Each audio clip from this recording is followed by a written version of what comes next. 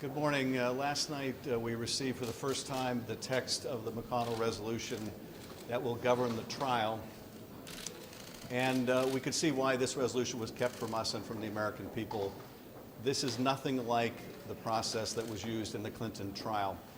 To begin with, and this is, I think, most indicative, in the Clinton trial, both Senate leadership worked out a bipartisan proposal for how the trial would be conducted. That obviously has not happened here. Senator McConnell did not consult at all with Senator Schumer on the contents of this text. I would imagine that Senator Schumer only got to see it probably around the same time that we did in the House. And the reason this was kept hidden is that it does not prescribe a process for a fair trial. And the American people desperately want to believe that the Senate will give both the President and the House of Representatives a fair trial. This resembles nothing like the Clinton proceeding. For the first point, in the Clinton case, if we're truly following the Clinton precedent, all of the documents were provided before the trial, more than 90,000 of them. Does this resolution provide for the President to provide the documents before the trial? No, it does not. It leaves that question of whether the House will ever see these documents, whether the American people will ever see these documents, to the end and only the end, with no guarantee that this material will ever be shown to the House or to the American people. That is a profound departure from the Clinton trial. Without the documents, you can't make important judgments about even which witnesses should be called or what questions should be asked of the witnesses when you do. So that is a profound departure from the Clinton precedent.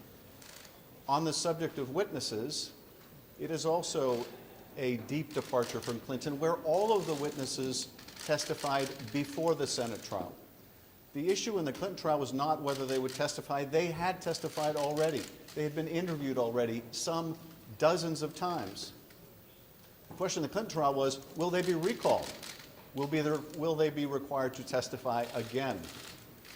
And that question was answered in the affirmative. Here, though, if we're following the Clinton precedent, all of these witnesses should testify, should be deposed before the trial begins, not after the trial is over. So this is not at all the model used in the Clinton case as well. This resolution even goes so far in another departure from the Clinton precedent to say they're not even going to admit the evidence that was received in the House, that they're going to even postpone the decision about whether any of the witness testimony will actually be part of the record. And finally, they are compressing the time of the trial.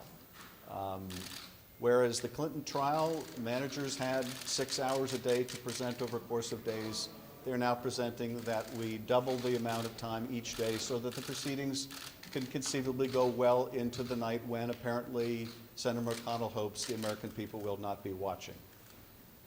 This is not a process for a fair trial. This is the process for a rigged trial. This is the process if you do not want the American people to see the evidence. This is a process you use if you want to, hand in hand, working in concert with the President, allow the President to continue to obstruct the Congress and deny the truth to the American people. Thankfully, however, we know the truth.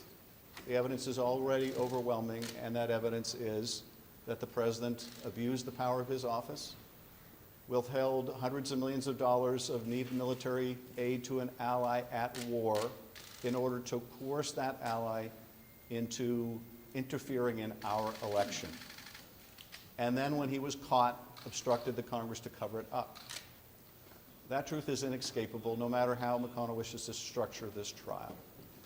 But we will be appealing to the manager, we will be appealing as managers to the senators today to live up to the oath they have just taken, to do impartial justice, and to hold a fair trial.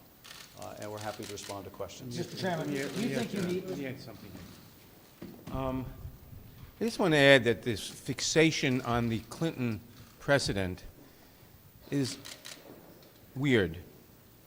The Clinton trial was conducted fairly, but distorting what happened there shouldn't make a difference. The question is, should you have a fair trial now? Any intelligent person knows that in any trial, whether it's for robbing a bank or for subverting the Constitution of the United States, the accusers, in this case the House of Representatives, bring in all the witnesses and all the evidence. The defenders can bring in all the evidence they want. That's how you have a trial. To be debating whether you should have the evidence admitted, to be debating whether you should allow witnesses, is to be debating whether you should have a cover-up by definition. There's no other way to look at it. It doesn't matter how it was done some time ago. It was done very fairly as it happened some time ago. But it doesn't matter. It cannot be used as an excuse. The only reason to oppose bringing a witness is to cover up because you're afraid of what the witness will say. The question before the Senate is, do the Republican senators want to be complicit in the cover-up of the president? Any senator who votes to deny a witness, who votes to deny evidence, is voting to cover up the president's crimes and subversion of the Constitution. There's no other way about it. There is no conceivable reason to deny witnesses, to say you cannot bring in the evidence. The House of Representatives cannot bring in the evidence. There's no reason. I mean, it's obvious to say, what do they fear? Why won't they bring in the witnesses? Because they are afraid of what the witnesses will say. But there's no trial in this country in which you wouldn't admit the relevant witnesses, in which it's even a question. Let's go to questions. Is there, do you even need the full 24 hours to make your case? And are you going to use the full 24 hours even if you go through tonight?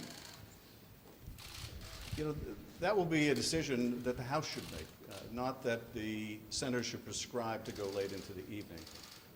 Look, there is a wealth of evidence to present here, and we should have the opportunity to present the case as the House chooses to present its case, not to go late into the evening when Senator McConnell evidently hopes the public may not be watching. And so we'll make decisions about how long our case should go within the rules that are prescribed. But I think the question is, what is the senator's interest? What is Senator McConnell's interest in structuring the trial this way? Is this about hiding the evidence from the American people with late-night sessions? Is this about just trying to get it over with? Because that should not be the motivation here. Senator McConnell has taken the same oath as every other senator in that chamber, and that is to do impartial justice, not to try to skew the process in such a way where the House is not permitted to put its evidence before the American people. Is the issue here the question of how much Do time? you worry that all this focus on rules and process and what Senator McConnell is doing dilutes in any way the message you're trying to put out about what you think President Trump did?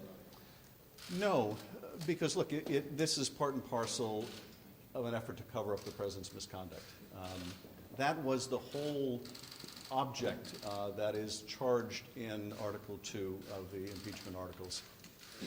And if the Senate and the Senate leadership will not allow the House to present its case, will not allow the calling of witnesses or presentation of documents, if Senator McConnell makes this the first impeachment trial in history without witnesses or documents, it will not prove the president innocent.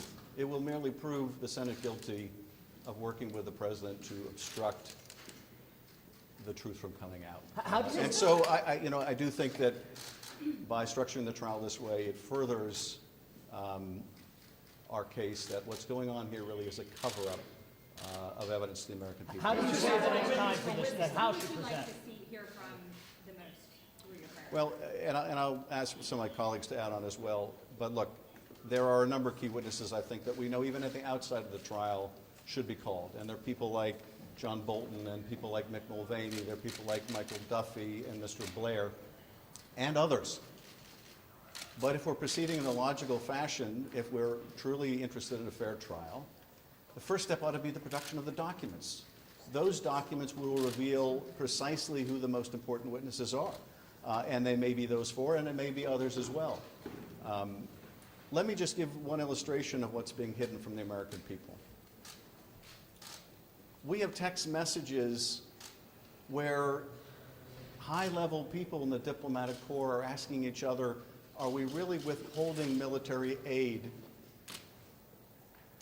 And as we talked about last night, I think it's crazy to withhold military aid to pressure an ally to get help with a political campaign. That document, those documents have not been provided by the administration. They don't want the American people to see them. Now, we have seen them because cooperating witnesses did provide them. But documents like those are being withheld from the public. That is the kind of cover-up that the president is engaged in, and the Senate should not make itself a party to that. So, just to conclude in terms of witnesses, we should review the documents. The House should have the right to call witnesses. The president should have the right to call witnesses. Material witnesses, not witnesses just for the purpose of smearing his opponent, but material witnesses. That's what makes a fair trial. But let me ask my colleagues who haven't had a chance to speak if they'd like to add. Mr. Chairman, why is it in the interest of having last of the Senate? last question.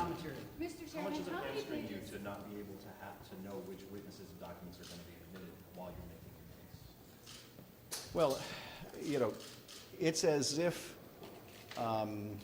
you're on jury duty, and the judge were to come in the courtroom and say, I've been talking to the defendant, and we've decided I'm not going to let the prosecution call any witnesses, and I'm not going to let them call for any documents.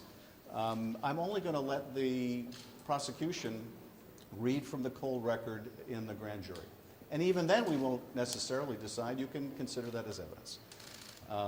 That makes it impossible to have a fair trial. Not just difficult, but impossible to have a fair trial. And I think for senators who take their oath seriously, and I hope and pray that they do, this is not the fair trial that the American people want. It's not the fair trial the American people deserve. Thank you. Mr. Chairman, how many pages of material?